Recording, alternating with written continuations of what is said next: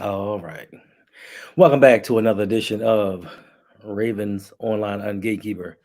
And I thank you all for joining me for this late evening stream after the Baltimore Ravens defeated the New Orleans Saints 27-13 on Monday Night Football. Now, I see in the comments, easy win. It's not as easy as you thought it was. It looked easy because of the team that we were playing. But listen, a win is a win. I will take it any way I can get it. And also, I thank you for stopping by, Jane. Reverse says Lamar and Stanley got into it. Shows they both care. Yes, they both care. Indeed. DDSQ says we need a wide receiver one. Oh, indeed. Oh, indeed. What's going on, Rock? How you doing? Thank you for joining the stream. Listen, I know that I say this all of the time, but I really mean it this time. This is going to be a very short stream.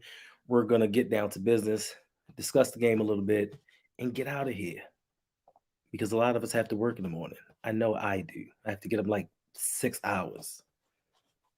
It's not enough sleep, it's not enough time. Hey, baby girl. What's going on, Jasmine? Thank you for stopping by and joining me. Danity, I appreciate you for stopping by as well. We got Big Reg in the house. What's going on? What's good? Eh, I'm with you, bruh. Don't get overly excited. It was the Saints. See that? I mean, listen. You can get a game ball who to whomever you choose to give a game ball to, but don't forget, likely dropped that key third down, which almost turned into an interception. He also dropped another third down ball as well. I mean, he had that one good catch, but I can't give him a game ball because you've got to make those catches, and that one was right to him, so it's no excuse for that. One catch, two drops, but I do give him. Listen, he ran a great route on that first touchdown. I give him credit for that, but he don't get a game ball. My man Darius Simmons in the house. What's going on, bro? Thank you for stopping by. Appreciate that. We got Brandon Buck in the house. What's going on, Brandon? Nothing much. Listen, we're waiting for you to come back with that channel. We're waiting for you to show up and let us know what you think about these football games. But until then, I guess we'll take care of it. Excuse me. Reverse. Do the Ravens let go of Peters after the season? I hope not. Yes, they're going to let go of Marcus Peters because, as you can see, towards the end of the game, once again, Peters is a little bit too animated for John Harbaugh. He has a little too much passion going on. Harbaugh doesn't like for people to talk back. He was upset. Clearly, he was. He tackled a dude. He thought he had him out, and you have Chuck Clark standing there pointing at the ground instead of tackling him and making sure that he was out of bounds. Like it's little things like that Marcus Peters doesn't like. Listen, if you give all effort and it doesn't happen, it just doesn't happen. But if you stand there waiting for the refs to bail you out, it's something that we can't take. Yes, Danity. Oh, you can't relate. You're off tomorrow for election day. Well, wonderful you. I am not. I have to go vote and I have to go to work. So double whammy for me. Hopefully, the long's not that line. My man Dave on is in the house. He said, "Pardon my tardy. I was waiting to hear something new from the head coach. It's gonna be the same old spiel. He's gonna say the same thing. You know what I mean? We got Yolanda in the house. What's going on, Yolanda? Thank you for joining us tonight. Now, let's get into this game. Oh no, first and foremost, gotta shout out my man OTR Mike. Listen, if you have not yet already, head over and log in and watch my man open mic with OTR Mike. I'm guaranteeing you he's gonna spit that fire.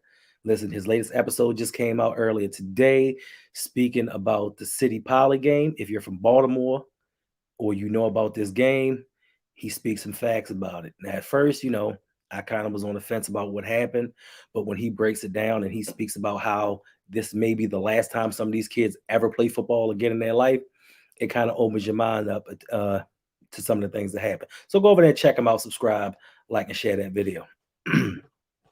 Indeed, Dave, on City Nights. City Nights. It's over East, but you know, once a city night, always a city night. Excuse me. All right, let's get into this game before y'all try to have me here all night long talking about this stuff. All right, so once again, Baltimore Ravens defeated the New Orleans Saints 27-13. The game started out Okay, so we starting out like this. My man Noah Driscoll with the $5 donation. Appreciate you, bruh. Appreciate you. Said, what's good? What's good? What's good with you, bruh? I appreciate this. All right, let's get back into this game. Excuse me. I don't know why my throat got dry all of a sudden. But game started off. It was a defensive battle. Uh, I give it to Roquan Smith. He set us up. He set the tone for this game. Just making tackles, flying all over the field. Listen, I appreciate that dude. I appreciate that the Ravens traded for him, trying to upgrade the position. Now, there's some other things that they should have done, but this was one of the good moves I feel that they actually did. I think he also set the tone for Patrick Queen. I think Patrick Queen didn't really have that much of an impact of a game, but you could see him actually playing a little bit harder. And on the flip side, I think that's the same thing that James Prochet did for the wide receiver room. You get that one guy in there. He may not be a leader, he may not be a vocal leader, but the play on the field kind of dictates what everybody else does around him. And I think that's exactly what Roquan did for this team. Now, after the defense set that tone and kind of shut everything down, Lamar kind of took over, and credit to where it's due. Isaiah Likely ran a beautiful route. Like, he set that dude up beautifully. I can't take nothing away from him. He did, and Lamar hit him on that 24-yard touchdown pass. Once we got that touchdown, I pretty much knew the game was over. Like, it's New Orleans Saints, and Dennis Allen is not a good head coach. Andy Dalton is not a good quarterback. He is now 9 for 20 in primetime games. I don't know why Dennis Allen didn't put in Taysom Hill or Jameis Winston. It's just Andy Dalton didn't have it. And yes, Mike, you are correct. I normally have a gallon of water right next to me, but I think today I have Gatorade. I need a little bit of Gatorade. Excuse me. Thank you very much. All right, Noah says, I'm gonna remain lukewarm on Roquan Smith. Bruh, how you gonna be lukewarm on him? Like, he set that tone on that first drive, 2 plays in a row, stop the first down. He improves the defense. Now, we could have done both. We could have picked up Roquan, we could have picked up a wide receiver, but we only choose to go defense, so that's how it is. And surprisingly enough, the defense actually saved the day for us because the offense pretty much didn't do anything. Um, Aside from our run game, especially in the second half with Kenyon Drake, offensively, we didn't do anything technically. Lamar put on his cape, once again carried this team to a win. What's going on, Suge? He said, what's up? Got D Weezy in the house. He said, yeah, if Gatorade wants to sponsor the show, so be it. Let him. I'll take any sponsors I can get right now. Yeah, Roquan was a grown man amongst boys. I mean, he was just running around making plays, making plays. Yes, yes. D-Jack is hurt already, but we knew that was going to happen. Listen, he went out there, he gave it his all. He actually opened up things with his speed. Like, he actually opened the passing game up with him beating those corners. But as we all knew, and as Mikey said, listen, that 36, 35, 6-year-old body isn't going to hold up. It's not going to hold up for the season. We all knew he was going to come in and get hurt. Nobody expected him to get hurt in the first game. And yes, Dave, he played 9 snaps. 9 snaps, and that's it for him. I don't know what we're going to do with him, but it's just another person we can add to the injured list, and probably we'll sign somebody else off the street. Now, looking at the stats for this game, we have Lamar Jackson.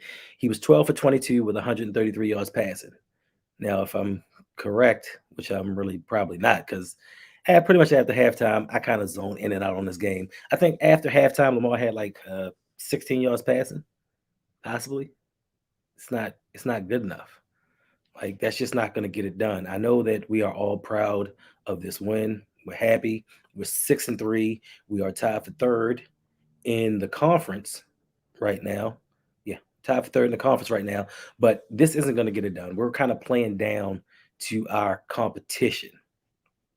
And yes, keep that same energy sports talk with Justin P. Hey, make sure you go Subscribe to my man, talking Ravens all day, every day.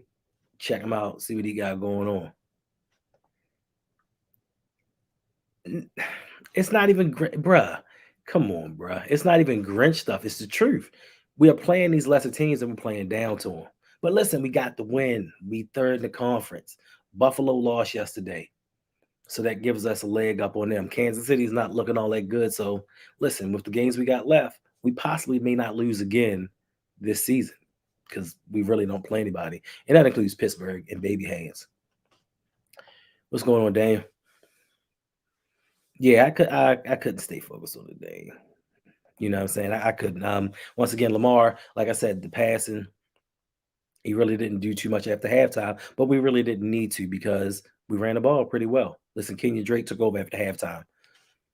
He just decided that I'm gonna get in on some of this and get some yards because at first, up until the middle of the third quarter, Lamar was our leading rusher. Then Kenyon Drake just did his thing.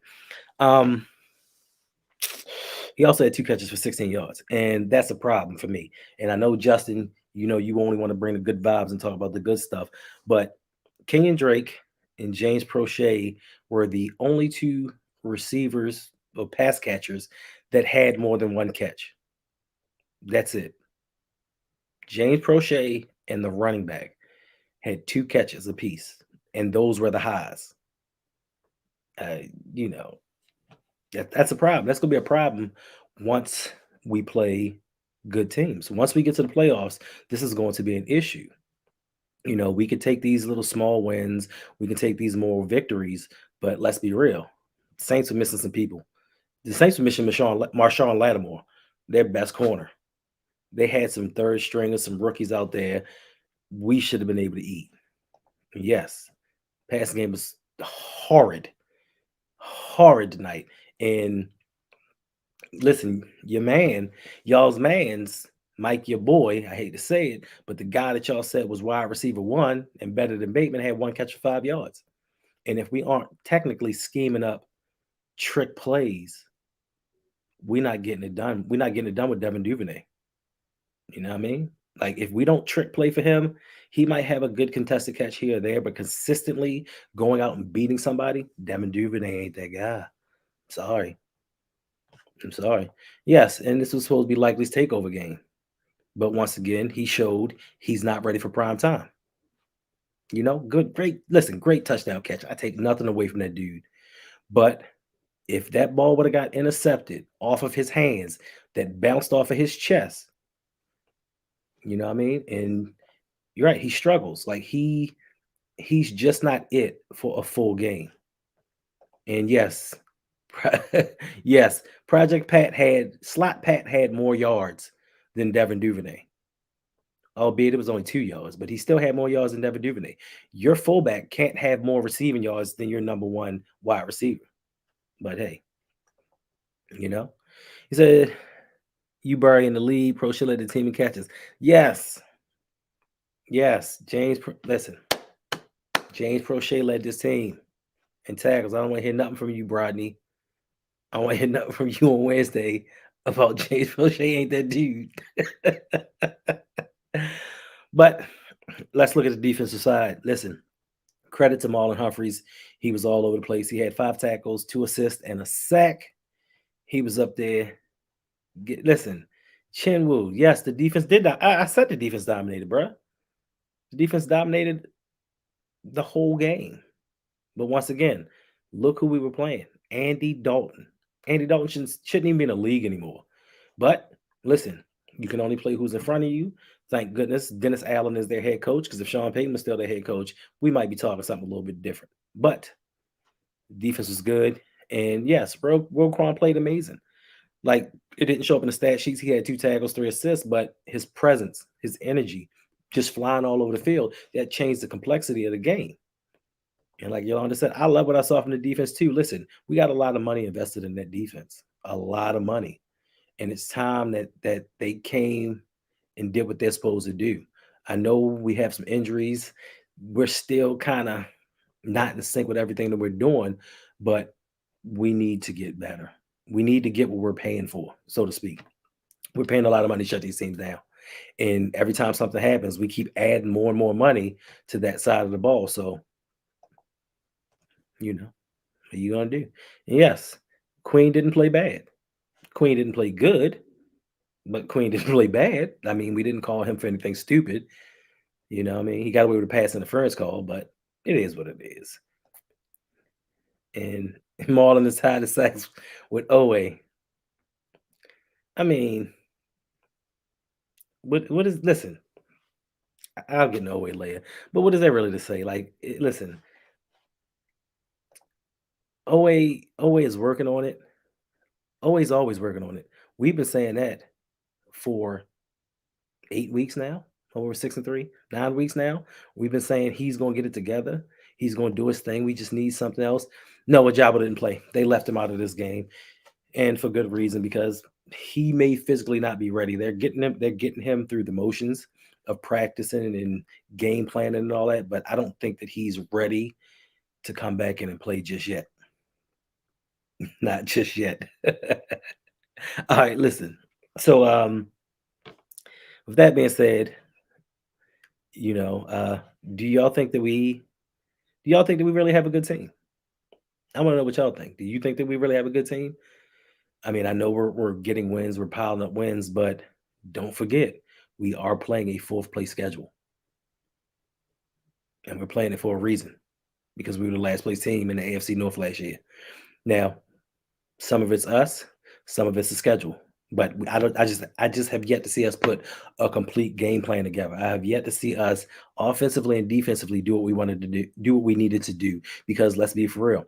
I know a lot of y'all right before halftime, when New Orleans started making that drive, it was like, here we go again. Here we go again. The defense has had a 10-point lead in every game this season, which is like a NFL record. They've had a 10-point lead in every game this season, and they've blown a lot of them. And I know everybody got scared, like, oh, here we go again. And yes, Benjamin Victor still didn't listen. Benjamin Victor barely played, and that's with a depleted wide receiving core. So I think that tells you a little something about his skill level. You know, we keep him around, but he just can't seem to cut it. I mean, I like Benjamin Victor. I think we need that height, but I just don't think he's good enough. Yolanda says, I think our team is developing nicely. Now to put it all together consistently would be great. And that is the key. Consistency. And that falls on the head coach. We don't have consistency because we don't have a head coach that's consistent. We don't have a head coach that still to this day after 15 years knows time management. Like he still struggles with time management and challenges. Like, bruh, get it together. If you're not sure, don't throw that challenge flag. Because in the second half, we wasted like two timeouts in a 5 minute less than a 5 minute period. Luckily, we did not need them late in the game. And yes, Davon, if they'd have stuck with Taysom Hill, it'd have been a different story. Because Taysom Hill was giving us the business. I think he ran over. Who did he run over? He ran over Owe. He ran over Marlowe. Like we had no answers for him.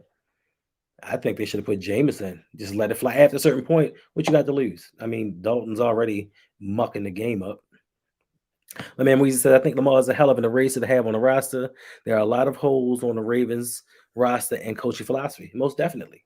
Most definitely. Listen, we are a winning franchise, but we have a lot of deficiencies. And Lamar covers up a lot of them. Listen, without him running it early on, we don't take that lead, or we don't keep that lead. Without Lamar, with those broken plays, listen, it was a play. What he fumbled ball, picked it up, ran around through it, and almost completed it. Like athletically, that dude is amazing, and I don't think that the team sees it. And we're gonna fumble around, upset him because, as you can see on the field, he's getting highly upset. He's yelling at people more. He's slamming the ball. Lamar is getting frustrated with everything that's going on with this organization, and then him not getting his money and the team offensively not holding up and having to see every day that hey, Lamar did this, Lamar only threw for this, because this is what I think out of 9 games this year, this is possibly game six or seven that he's had under 200 yards passing. Six, probably six. But yes, and it all falls on him now, being that he doesn't have the weapons, being that maybe the game plan didn't work out the way that it should have, he's still at fault. Anything that happens with the Baltimore Ravens is Lamar Jackson's fault, and he's getting a little tired of it. Derek says, I'm seeing on Twitter likely is better than Pickens. Of course they would say that. Listen, we make any excuse as to why we don't need something. We make any excuse as to when the team didn't make this move, we didn't have to. We have Isaiah Likely and his sticky fingers. Like, he's going to catch everything going. What's going on, G3? It says the defense is horrible when they play soft coverage at the end of the half, and they do it all the time. And they do it all the time. It's because Mike McDonald's just not prepared. But once again, we are lucky. We are lucky that we are playing these bad teams. Emphasis, what's going on? It says we're mid. If we're a good team, fans wouldn't celebrate decent wins against bad teams. Facts. Facts. And we celebrate like it's 1999. We celebrate like we really did something. And today was the first game that I think we won by more than a touchdown. And once again, that's because they had Andy Dalton. If they didn't have Andy Dalton and they had a halfway decent quarterback, we may be talking a different game. But hey, once again, you can play you only can play who they put up against you. And yes, Olave was not cooking us a little bit. And that brings me to another question. Another question is, would you all have given up Kyle Hamilton, Jordan Stout, and Charlie Kolar to draft Chris Olave? Because he went number 11. He went 3 picks in front of Kyle Hamilton. Would you have given up draft picks to take Olave? Because I would have. Listen, that team has nothing over there. And he was just eating us up. He was turning Marcus Peters around. Listen, he was taking their lunch. Me personally, I'd have traded whomever on his team to have gone up to draft him. Because we damn sure could use him right now. And listen, I can't say it was half-hearted.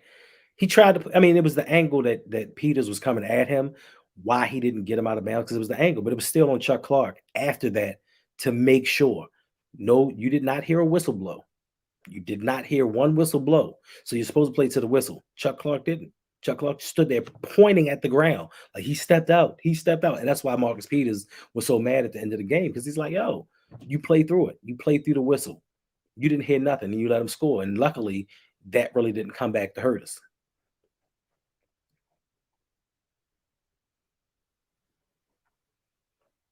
Let's see.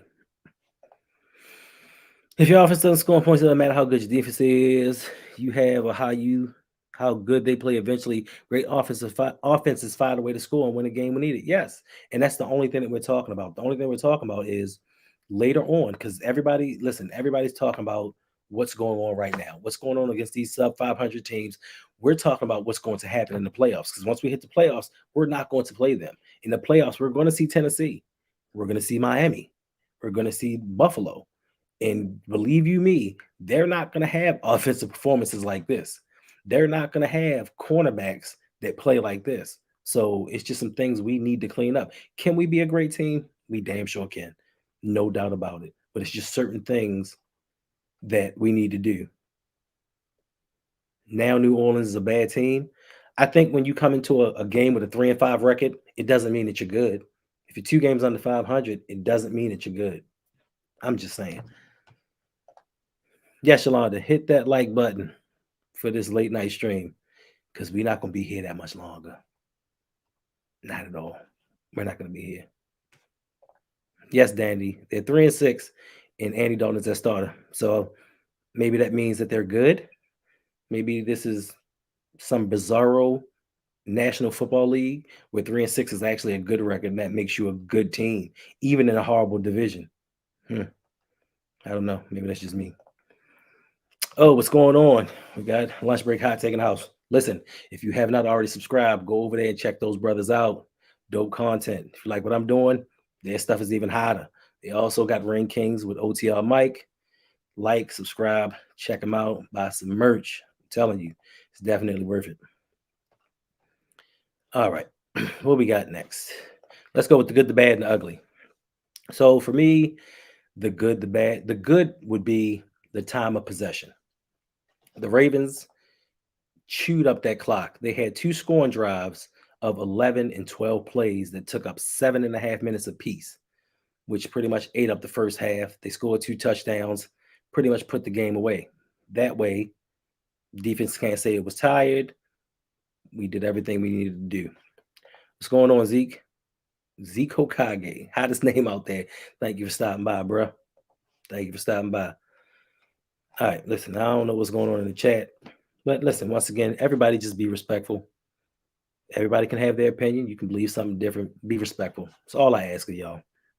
All right, now my bad is the discipline of this team, the defensive lapses, the things that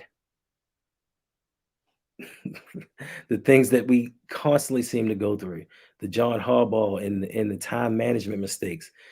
It's that point in the season where we can't say it's week 2, it's week 4. We're just getting certain things together. These are the things that we have to get a hold of, and we have not already. My ugly, my ugly is going to have to go with Lamar's accuracy. This is not the first game, and he missed 4 throws today, and I think 2 or 3 of them may have been touchdowns. I know he missed Demarcus Robinson twice. This is something that needs to be corrected. Once again, throwing for 133 yards, throwing for under 50% is not going to get it for us. And Lamar knows it, you know. I mean, he's clearly frustrated, but showing your frustration and actually fixing these issues, two different things. And I just think that if we weren't playing lesser teams, this may be a bigger issue. But since we're not, people are going to gloss over it because once again, Lamar is Lamar. Lamar is all pretty much all we have on offense. I heard the commentators speaking about yes, Lamar leads the team in rushing, but the other guys are averaging 5 yards a carry. What they didn't mention was they're averaging 5 yards a carry because of Lamar. Without Lamar, they don't average that. Without Lamar, they don't get those numbers. But Kenyon Drake, end of that game, he took over. He took over. And I take nothing from him. So that leads me to my offensive and defensive players of the game. And of course, my offensive player is going to be Kenyon Drake. He had 24 rushes, 93 yards, and 2 touchdowns. And a lot of those tough yards came in the second half when we really needed to grind the clock out and make sure that the New Orleans Saints didn't come back. He also had 2 catches for 16 yards. He did his thing. My defensive player of the game and my all-around player of the game is going to be Justin Houston. Old man Houston is out there doing his thing. I don't know where. I don't know where he went to the. Listen, bro. Nobody said Houston was street meat. Nobody ever called him that. Get your facts right. Nobody said that about him. Get him straight. But anyway, he had 2.5 sacks and an interception. I think that little break he had did him some good, but we need to keep him fresh going forward throughout the season. I think we can't have him be pretty much our only pass rusher dominating everything because he's going to break down. We're going to miss him for the playoffs. We need Owe to step up. I don't know what the heck Owe's doing. He may be just running around getting some cardio, but he needs to step up. But defensive player, Justin Houston, all the way around. He may be the team MVP so far going forward. Oh, listen, don't joke. Don't joke because they may drug test him tomorrow. Don't be surprised if they drug test him tomorrow. What's going on, Sharon? Thank you for stopping by. It says Lamar needs a wide receiver now. OBJ is available. Do you think they'll go after him? I don't think that they'll go after OBJ. He's a little bit too expensive. And for me personally, I don't think we need more injured people to the team. Like we have enough people with injuries, people going out, people who've been injured coming in the season. I don't think that we need that. But more importantly, the Ravens aren't going to spend that money on offense. Jim Wu says no, get T.Y. Hilton. Why would we do that? Why would we do that? Why would we get T.Y. Hilton? This my man Deshaun said the other day, Friday, he said it's about OBJ. He said the carcass or the corpse of OBJ. Why do we want that? So why would we want T.Y. Hilton? T.Y. Hilton couldn't even hold up last year. Last year. Why would we do that? Yes, always been getting held since week 1. He's the only person in the league that gets held. He's the only person that the refs don't call it on. It's just something about Owe that he has an excuse for everything. You know what I'm saying? It's just always, it's never always fault that he doesn't make a play. It's never always fault that he misses a tackle. And somebody said the other day that he leads the league in pressures. Um, let me know how that works out when he goes to renegotiate his contract and he tells the team, "Well, I lead y'all in pressures." And they ask him, "What about sacks?" And he says, "No, I lead you in pressures." Let me know how that's going to turn into a new contract for him. I'm just saying. It's just a question. Yes, we're not gonna forget the pressures. It's so important.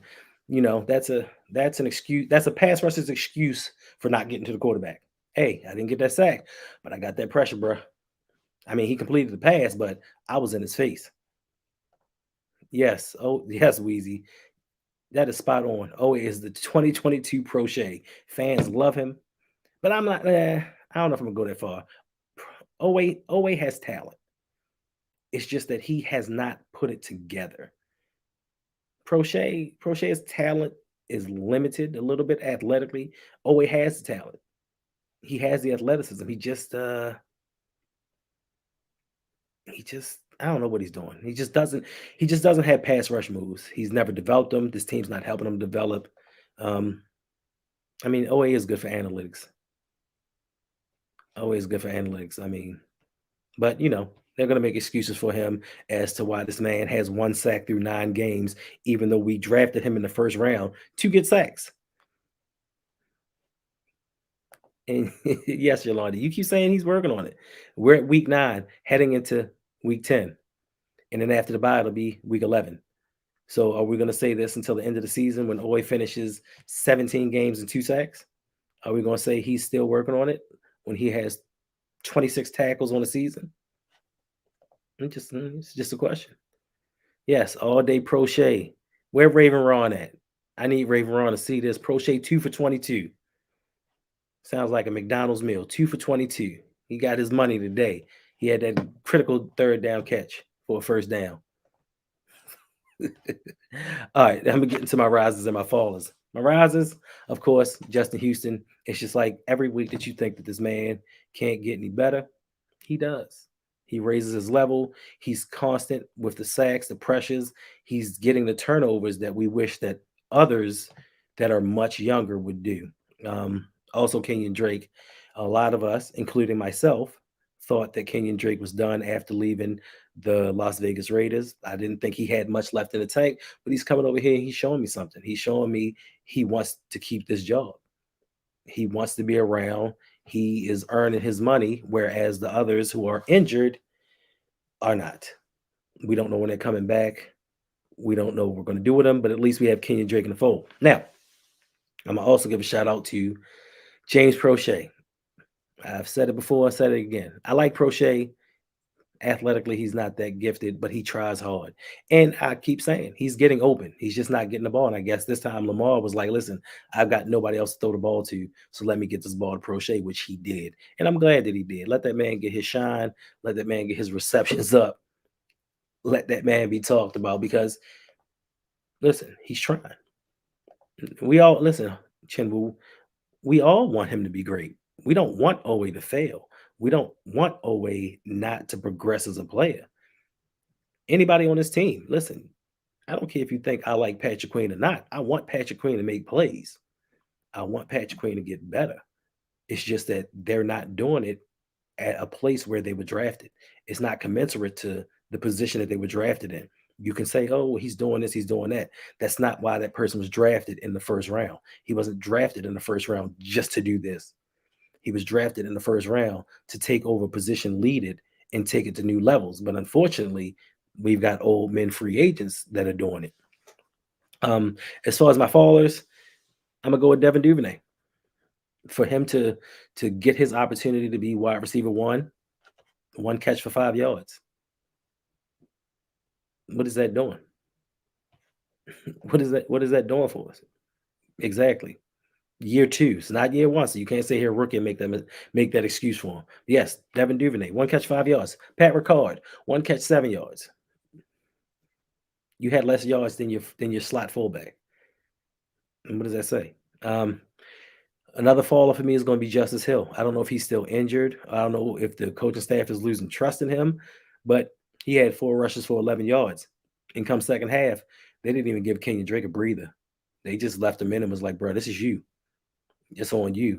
We're not putting Justice Hill back in the game and letting him run the ball too much. So I don't know what's going on with him. It wasn't high on Hill at first, but beginning of the season, he showed me something. He ran hard. He did his thing, but I guess he's reverted back to his old self. Another faller for me is going to be Chuck Clark. Uh, right now, I don't know if Hamilton is on his mind, him being with another team, but he's just making mistakes, getting penalties. That play where he just didn't finish and just looked at a guy run right past him for a touchdown, inexcusable. It's just not something that you can do. Like it's just not something that you can forgive. And I see why Marcus Peters was very upset. I'd have been upset too. Like, bro, what are you doing? That could have cost us the game.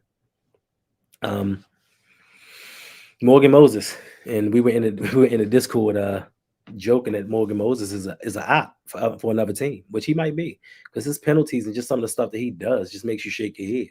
And everybody thought that when we picked him up, oh, that was the solution for that right tackle, and he's not. He's not. Like even when Lamar was running, Lamar's like, "Yo, get out of my way! What are you doing? Block somebody!" He's just standing there running in place. But we'll see. We'll see. Sharon says, "Do you think the reason we don't have a wide receiver is because Giro can't scheme up a passing game and Hobbs knows this weakness?" Um, that's a twofold question to me. It could be true. I mean, I know Harbaugh knows that his offensive coordinator has limitations. I know he does, and I just think that he feels like why would we waste talent on somebody that's not going to utilize them? But then on the flip side of it is one, if you get that talent and he doesn't use it, you know that you have to move on from him. Or if you know that he's that bad, why are you keeping him? But yeah, they know that he's not that guy, and they don't want a wide receiver because if they get a DeAndre Hopkins, if they get a Stephon Diggs, and we falter in the playoffs after that, now it's on Harbaugh. Now it's we have the pieces to get to this next level, and we just can't seem to get there. So you can't say it's talent. You can't say there's injuries. Now this falls on the head coach, and we know self-preservation is his number one attribute, and he's going to do everything he can to keep his job. So that's why we have certain injuries, we have non-signings, so that we have built-in excuses later on when it doesn't come to fruition. Ah, what's the Discord? So the Discord is if you sign up to my Patreon, if you look inside the chat, it'll show the Patreon is patreon.com/ROUG. It's a perk that you get where it's a kind of closed network where we discuss a lot of stuff. We discuss football, we discuss life, we just in there tripping. Sign up and find out. If you don't like it, you can always leave. It's not a long-term commitment. Just come on in and see what's going on. But we talk a lot of stuff in there all the time. So if you feel so inclined, sign up for it, test it out. If not, it's all good. Danny says maybe it's Alele season because Moses looked like you would think that, and we all thought that before when he went in and played left tackle, and he didn't look half bad for being a project right tackle rookie. The thought was, okay, we're going to move him over to the right, especially when Morgan Moses hurt his heel. We thought that he was going to come in, take over that spot, but they put Patrick McCarry in there, and they never brought him back. I don't know if he's hurt. I don't know what they're doing. I don't know what this coaching staff does sometimes. Like they just do certain things that are head scratches, and it's never for the better. But yes, not before. Yeah, we just extended Makari. So, but my thing is, Makari is a utility player. He goes anywhere on the line. So why not keep him in that utility role instead of have him come in and play right tackle? Let Violator get these reps, get this practice, especially during this time when we're not playing anybody, when the competition level is pretty low, and he can still get that game experience, but not have that much pressure on him because technically we should beat all of these teams anyway. Yeah, that guy. All right. Yeah, you told the Discord is where it's where I say nice things to you all the time, bruh. All the time. Right. Sign up for the Patreon. You won't forget. You won't regret it. Like we listen, we chilling there all the time, day and night, sometimes 24 hours a day. But like I said, if you do, you do. If you don't, you don't. And that's right, Yolanda. I'm always nice to Suge, always with positive things to say. And sometimes it's just about life. Sometimes. He might be in a doghouse. You never know what Hobbs. Like you never know what he's thinking. Everybody could be in his doghouse and he'll play them sporadically because there are times when people are up there lighting it up and then they won't play again. Or they just take him out. Who knows? Who knows? Z the B says a couple of drops, a couple bad throws, and bad play calls at times will hinder this offense later on. It will, especially in the playoffs. And this is what this is all about. And this is the problem that I have. And I know Justin was like, "Hey, we can get onto that negative stuff tomorrow," but that's my whole thing. My whole thing is never about the regular season. We're always going to win during the regular season. We're gonna have, unless something happens to Lamar, we're always gonna have a winning record. We're always gonna be in contention for the division. It's just that when playoff time comes and teams slow things down and kind of limit your weaknesses, that's when we have issues. So that's what all this is built for me. This is what I talk about for the most part is strictly the playoffs. And speaking of Lamar Jackson, you know, that's I got. That's I got. um, Shout out to Lamar for throwing his 100th touchdown tonight. Also, Lamar has become the fifth leading rusher as far as quarterbacks go in NFL history. He did it in only 67 games, which is also an amazing feat. Props to him.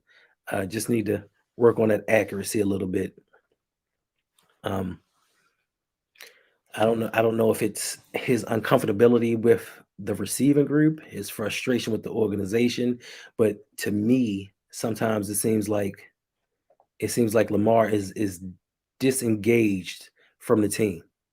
It seems like his mind isn't normally how it is and focused strictly on football, focused strictly on the game. I don't think he's actually in the moment at times because there may be other things on his mind. Who am I to say? But it is what it is. This contract situation and being franchised may weigh heavily on his mind. Because as a fan, it weighs heavily on my mind. Like I think about it I think about it constantly. Like I'm always having some conversations with some of the patrons about what is Lamar going to do next year, and if he leaves, what are they going to do? What am I going to do? Are we going to stick with this team, or are we going to follow him if he leaves?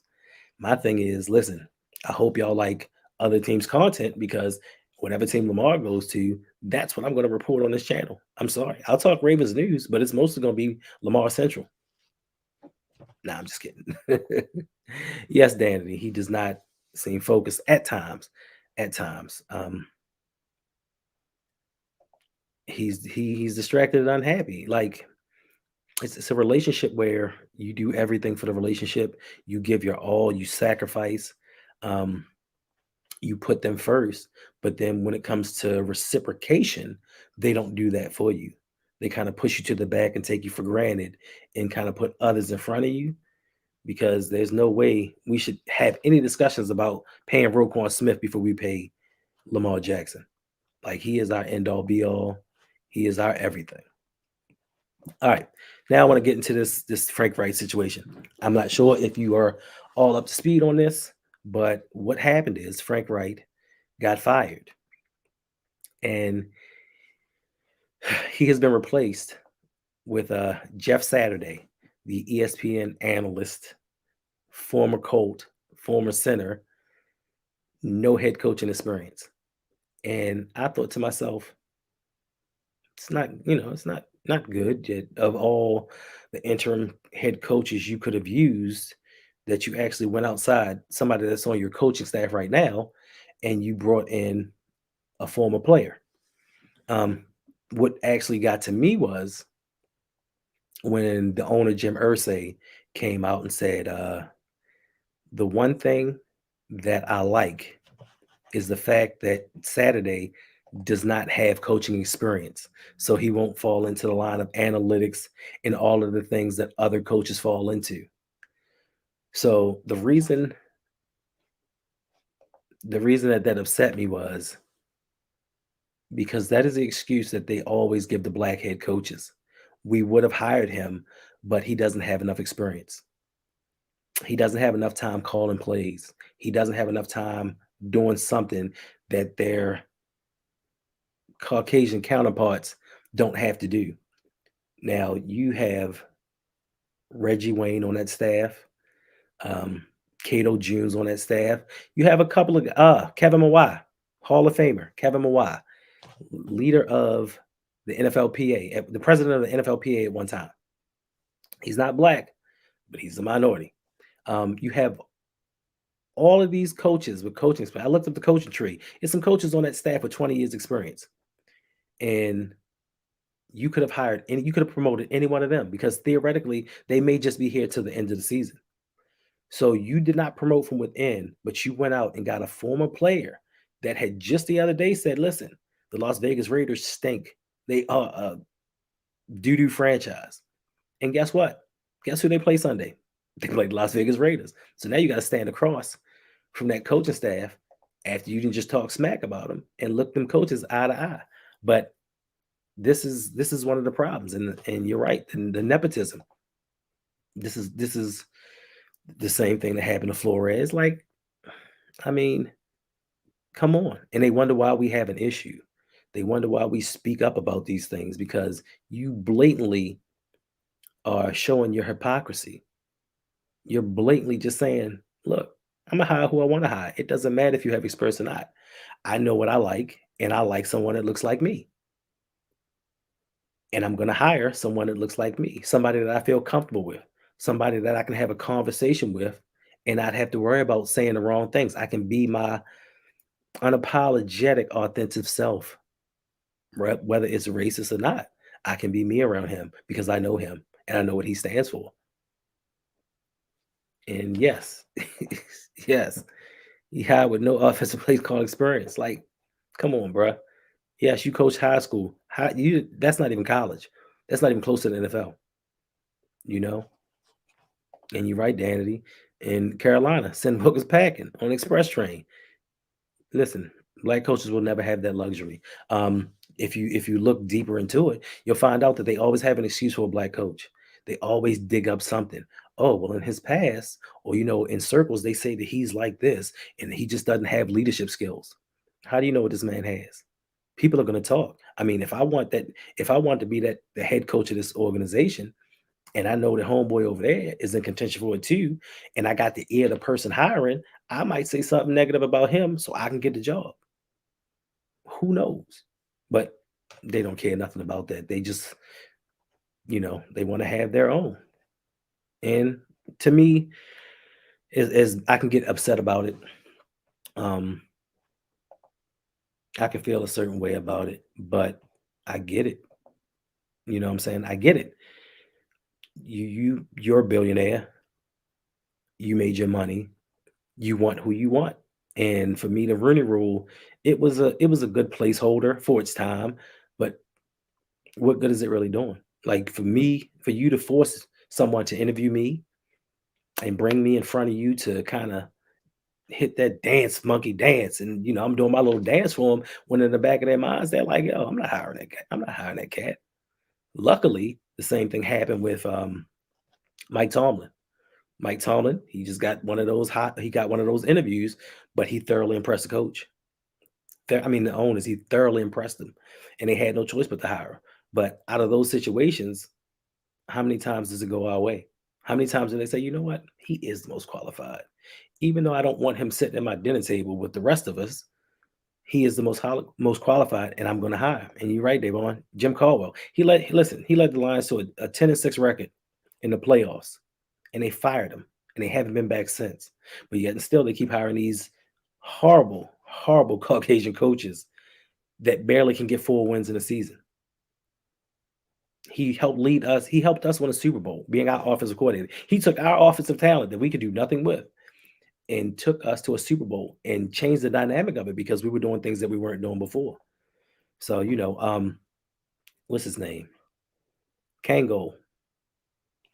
What's the dude with the Kango? I can't remember his name, but he was a Pittsburgh office head coach of Tampa Bay last year. He had to step down just so Todd Bowles could get a head coaching job in Tampa Bay. I give him credit for that, but it shouldn't have to come to this.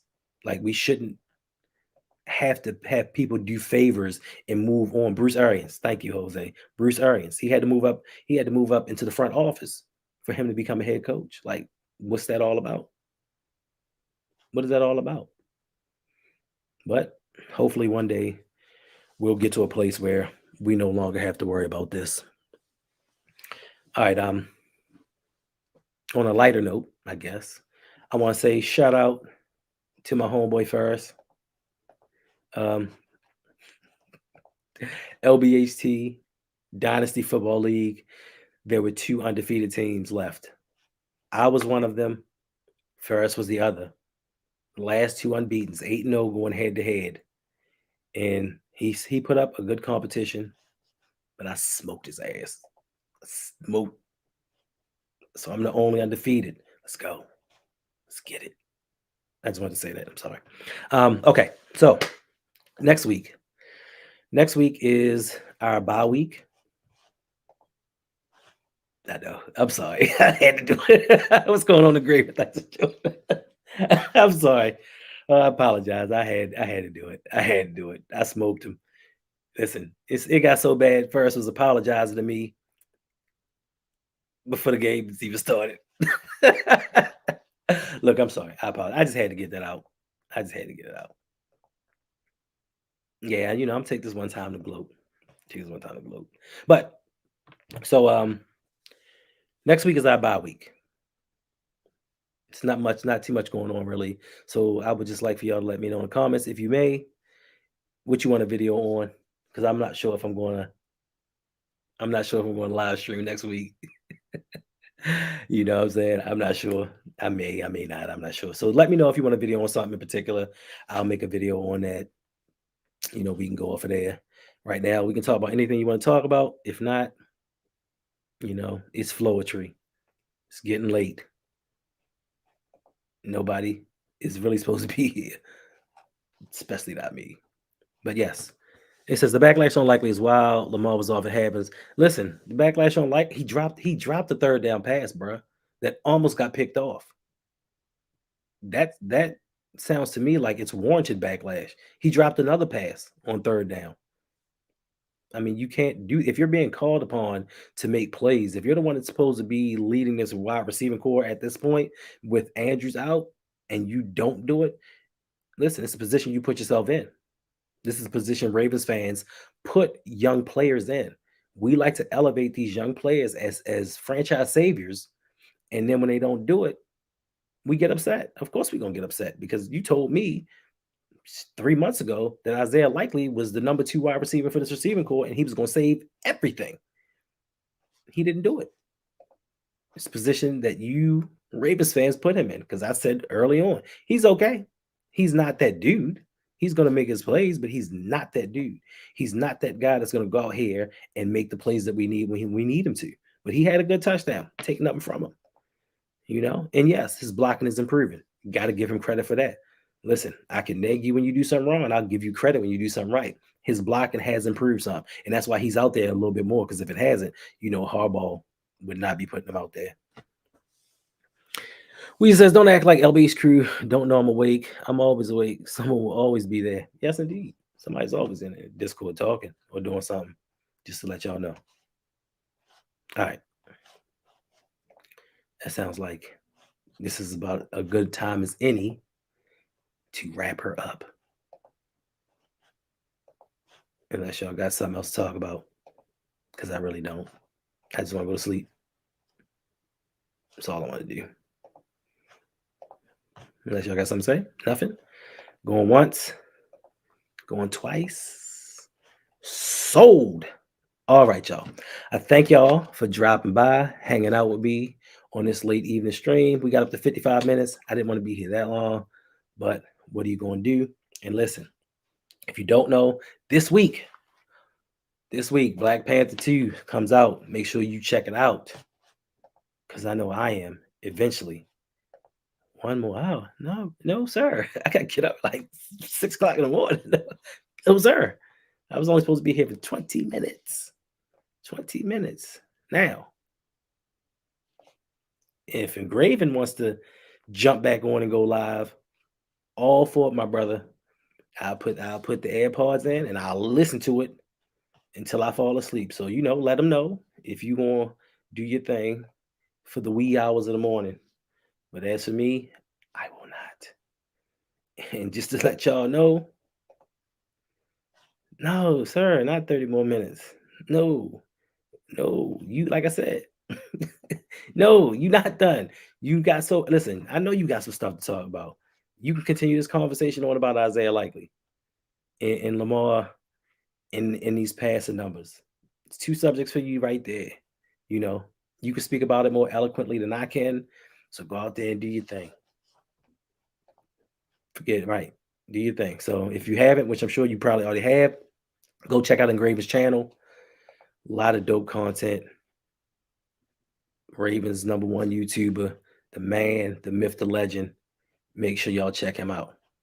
But as for me, I'm gonna just let y'all know, Wakanda forever.